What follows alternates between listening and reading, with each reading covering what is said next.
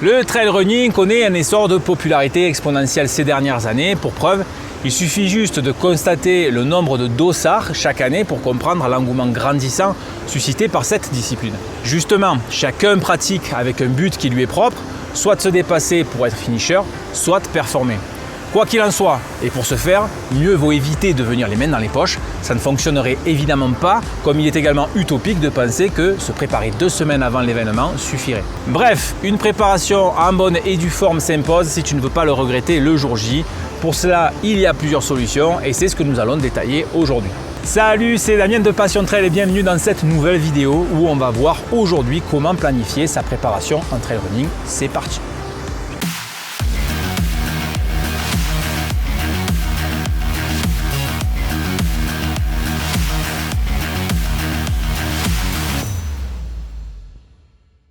La première question évidente, c'est de savoir quel trailer tu es. Et cela va s'effectuer avec des questions et des tests sur terrain relativement simples. Quel trailer donc es-tu? J'entends par là qu'il faut que tu saches toi-même pourquoi tu veux participer à une course ou participer à un quelconque challenge. On distinguera alors 2 catégories de personnes, les finishers, ceux qui veulent absolument aller au bout, peu importe le chrono, et les performeurs, ceux qui y vont pour en découdre non seulement avec eux-mêmes, mais aussi avec les autres participants en fonction bien évidemment de leur niveau. Ces 2 profils sont importants car l'investissement dans la préparation ne sera pas le même. Un trailer finisher effectuera plus un travail général de fond avec le nombre de séances qu'il pourra s'imposer par semaine.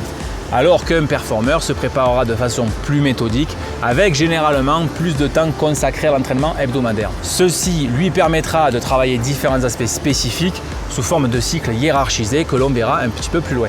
Avant de se lancer de nouveaux challenges, il est bien évidemment important d'évaluer ton niveau actuel afin de savoir si un objectif est à ta portée ou non.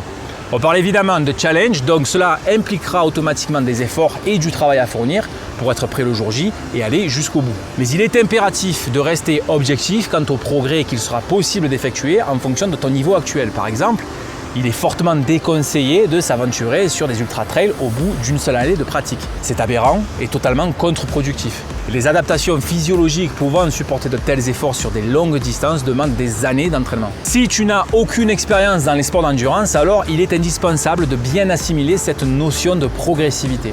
Apprendre à gérer l'effort, s'y adapter, connaître ses réels besoins, ses limites, etc. Pour cela, mieux vaut commencer par des objectifs moyennement ambitieux pour ne pas rencontrer de mauvaises surprises. Partir sur des distances très légèrement supérieures à celles que tu pratiques habituellement. Je parle de distance, mais il ne faut certainement pas négliger le dénivelé positif qui est une variable très importante sur un parcours. Au fil du temps, ton niveau te permettra d'envisager des parcours de plus en plus difficiles. Tu auras pris conscience de manière plus précise ce que représente le facteur distance dénivelé et ce qu'il représenterait pour toi en termes d'effort. En ce qui concerne les débutants en sport d'endurance, il faut simplement prendre du temps afin d'en apprendre plus sur soi-même, comprendre comment aller au-delà de ses propres limites sans en dépasser la raison. La notion de progressivité est de même valable pour les personnes plus aguerries. En effet, expérience ou pas, il est relativement périlleux de s'engager sur un objectif largement au-dessus de ce qu'on a l'habitude d'accomplir avec juste une préparation de quelques semaines. Enfin, pour conclure sur cette partie, n'hésite pas à procéder à des tests classiques de performance tous les 3-4 mois, comme celui de la VMA, qui te donnera non seulement un indice sur d'éventuels progrès en vitesse, mais aussi une donnée précieuse sur laquelle tu pourras baser ton entraînement. Fixer des objectifs saisonniers à l'avance est important pour pouvoir par la suite établir précisément le temps de préparation adéquat et nécessaire. Cela permettra de calculer quand tu devras atteindre ton pic de forme et nous aborderons aussi ce point un petit peu plus loin. La compétition n'est pas une fin en soi. Tu peux très bien partir pour un challenge personnel comme je le fais très souvent en choisissant un ou des tracés réputés à accomplir en solo avec un temps ou un D+ imparti, etc. D'un autre côté, si tu aimes l'ambiance compète, alors rien ne t'empêche de foncer. Cependant, il faut prendre en considération qu'il est fortement déconseillé d'aller au-delà de 3 épreuves majeures par saison pour des raisons évidentes de temps de récupération. Mais rien ne t'empêchera de participer à d'autres formats de courses plus légers qui s'imbriqueront logiquement dans la préparation. Si jamais tu décides de t'engager sur une saison chargée, alors prends un calendrier et choisis bien les courses en fonction du temps de préparation et surtout du repos qui te sera nécessaire pour laisser ton corps se régénérer de façon optimale. En procédant de la sorte, tu minimiseras la variable blessure ou abandon. En ce qui concerne le temps d'une préparation, on va être clair, plus elle sera longue, plus tu auras le temps de travailler en qualité pour délivrer une performance optimale le jour J. Il est possible aussi d'avoir des objectifs sur le long terme qui demanderont une préparation de plusieurs années, comme pour les ultra-trails. Généralement, la préparation d'une compétition majeure est hiérarchisée en plusieurs cycles et elle peut durer entre 12 et 16 semaines environ. Pour commencer, le macrocycle est une période de plusieurs semaines pendant laquelle on se préparera pour l'objectif visé.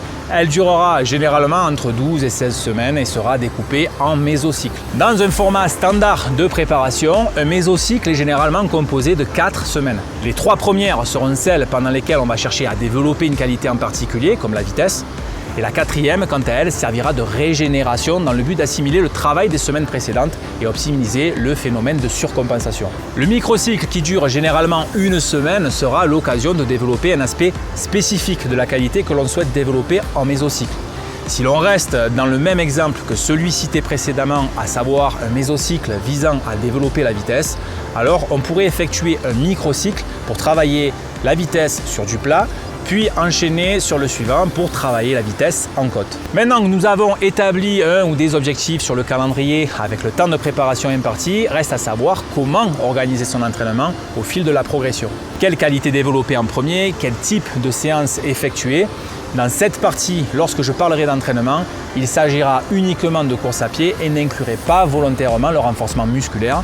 Il faut juste savoir que ce dernier s'effectue généralement soit le jour d'un entraînement à basse intensité ou soit les jours de repos. Avant d'entamer la programmation, il sera aussi indispensable de fixer le nombre de séances hebdomadaires. Le minimum syndical se situerait plutôt à 3 entraînements par semaine pour avoir le temps de développer les qualités ciblées de façon efficiente. Lorsque le niveau le permet, il est possible d'aller jusqu'à 6 séances par semaine.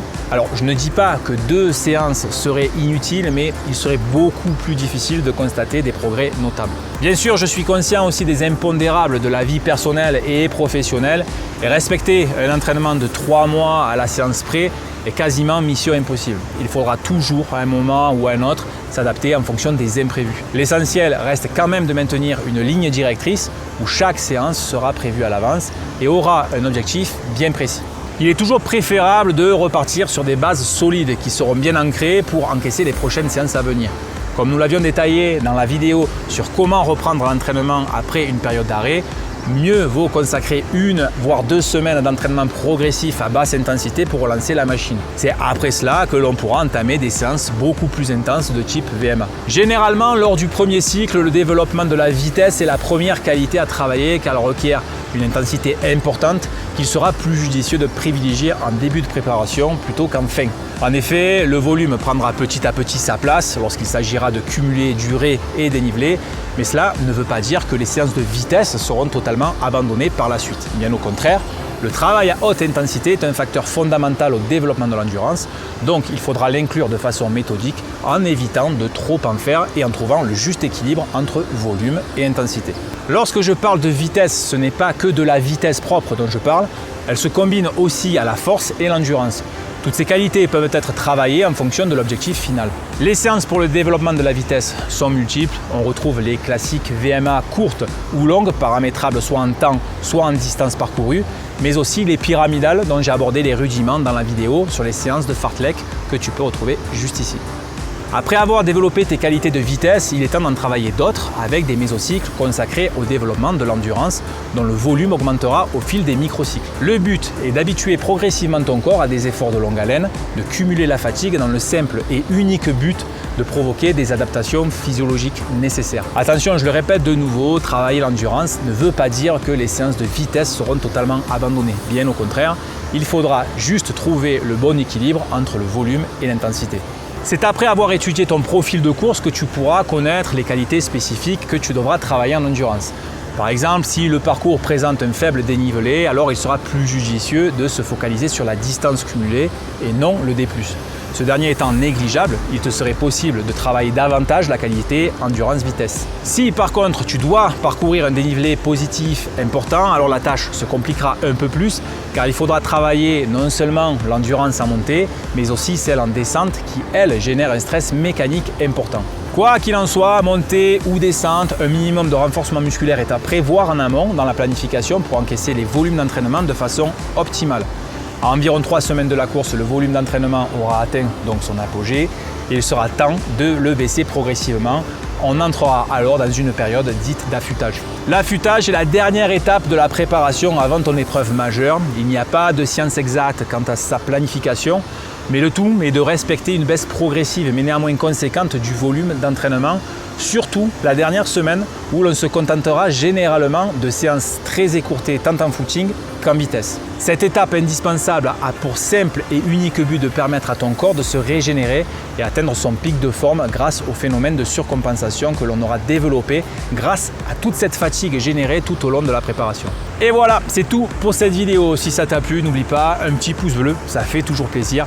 J'espère désormais que tu en sais un petit peu plus sur la préparation d'un entraînement en trail running. Si tu as une quelconque question à ce sujet d'ailleurs, n'hésite pas à me les poser dans les commentaires ci-dessous. Je me ferai un plaisir d'y répondre. Si tu ne me suis pas encore sur YouTube, je t'invite à t'abonner pour être tenu informé des prochains posts. Tu peux me suivre aussi sur les réseaux sociaux, Facebook, Instagram, où je poste pas mal de contenu. Quant à nous, on se dit à bientôt pour de prochaines vidéos. Et d'ici là, n'oublie pas, ne reste pas en bas, prends de la hauteur. Salut, ciao!